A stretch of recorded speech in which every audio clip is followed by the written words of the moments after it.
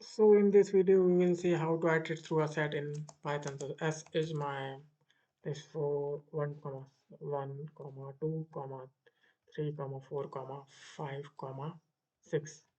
Now I want to iterate through this. So for I in S print. So what will be the order of printing the element? It it will print one first, then second time, then it will print three third time, then it will print fourth time. No, it can print any number at any time, but it will run run through all the element. It is like just picking.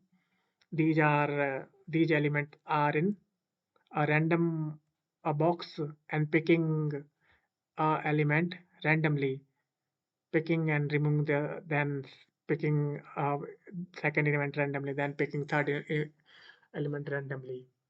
So it will be like this. So let's check this. So it is printing 1 2 3 4 5 6. Again I do this. So again it is printing because it is the I think it is property of Jupyter notebook. It is printing in ascending order, and it is arranging in arranging in uh, sorted order, ascending order. So let's check if I create a string string related ABC, and also I am including a 1 2 1 and integer as well. So let's see for it. It is following the convention of order. So let's see that it is not following. Remember that not following order of convention. Do not think that it is here it is following. No, it is not following. I don't know why here is for it is why here it is following, but in real world it is not following. You when you run this code in environment like VS Code, or you can run in Visual Studio, then it will not give you like this, that it is returning as same as you passing the set. Like you can understand by this, like I am 5 and then 8, then you can see here it is not returning like I am arranging 5 8, then but it is returning like this. So let's check here for us print what I have to print.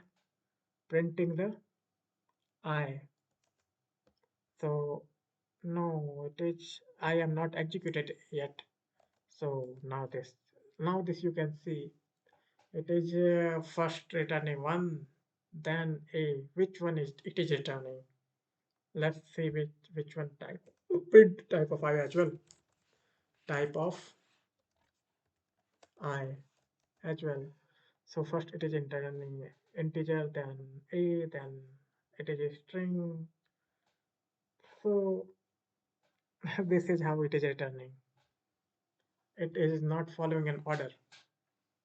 So how this is how we iterate through our set in Python. In next video, we will see some important operations on set, like intersection union, as we did in 11th class. You finding the union of two sets and finding the intersection and finding the difference as well. So these kind of operations are also performed in Python. So in next video, I will discuss this. So thanks for watching this video. I will meet you in next one.